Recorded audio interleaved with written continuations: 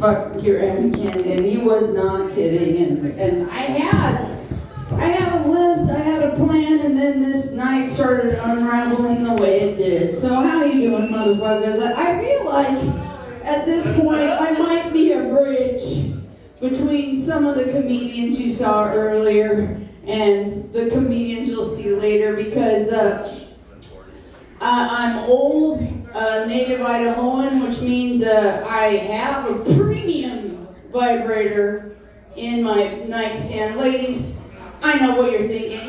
Oh, the vibrator I have is just fine. No.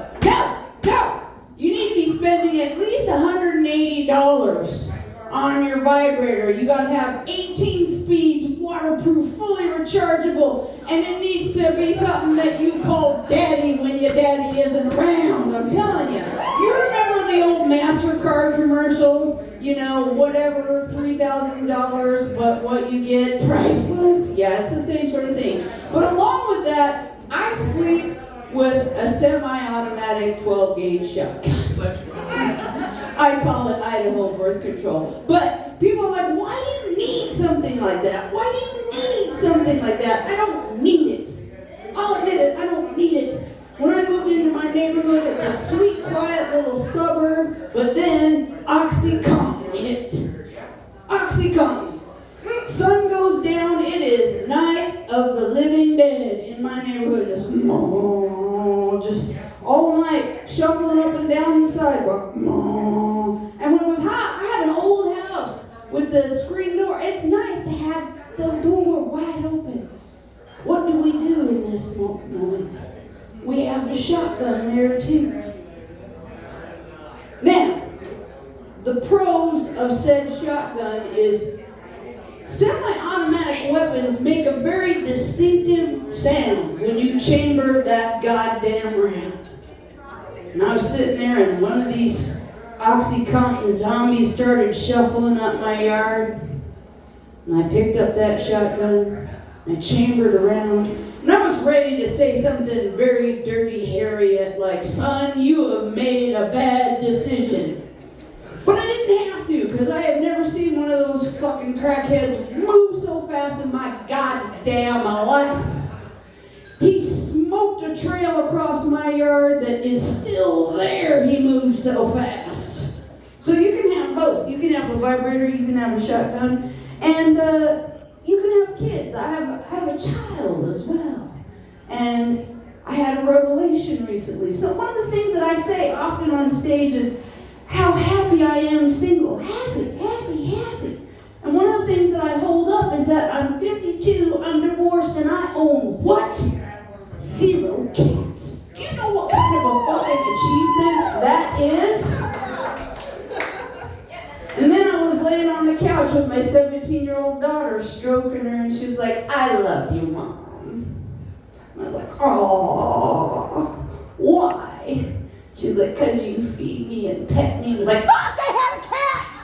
I have a big fucking cat with my last name. Maybe I shouldn't be so proud. Maybe I shouldn't be so proud. And I do this. I fell in love with doing comedy when I was 45 years old. Do you have any idea how stupid that is? As a woman, especially. I don't know if you've noticed, but there's a lot of swinging sausage coming up here. Young swinging sausage. Why? Because typically, to get into comedy, you have to have strong joints, an active mind, and a need for pussy. And as previously stated, I've tried pussy. It's great. I would have to say, I would recommend at least giving it a spin once, ladies. I'm just saying. But I've kind of lost the will to pursue dick anymore. But still, here I am. How did you end up here? Well, I was married for 16 years, first of all. And I thought things were going pretty okay. But my ex-husband came home from work one day and said, I talked to my mother today, and we've decided I'm moving out. To which I said, good. point. But then life devolved even further. I'm learning how to be a single mother when mothering was not part of my life plan to begin with. And then I got news I might be getting laid off from my job. And then last but not least, I got diagnosed with cancer. Spoiler alert, I survived. Don't be frightened, don't be frightened. But it was kind of a hairy time, and I had a bit of a nervous breakdown.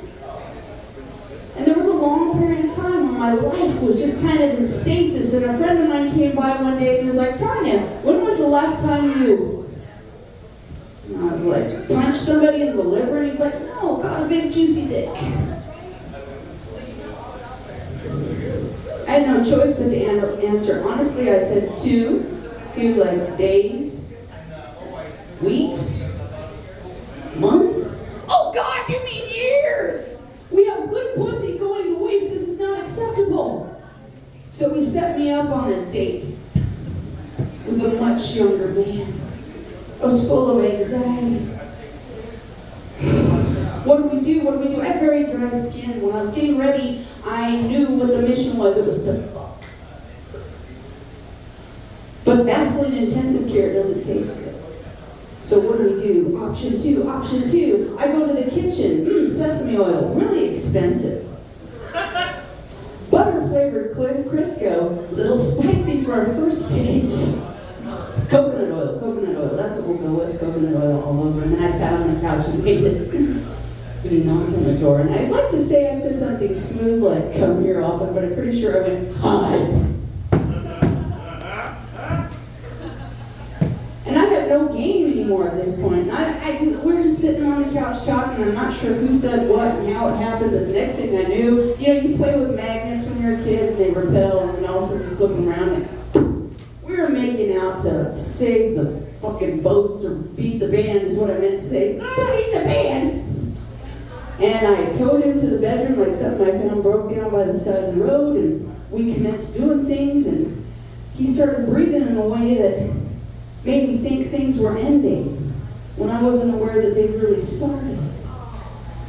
But then he said the scariest thing I've ever heard in bed. He said, there's an EpiPen in my glove box. So I run out to his glove box. I get the EpiPen, I pierce him in the thigh. Please don't die, beautiful young man. Please don't die. And I was like, what the fuck? And he's like, what the fuck? The only thing I'm not allergic to is coconuts. My sex life hasn't improved. My name is Tanya Cope, but my friends are shortening at a taco. You have a good night, friend.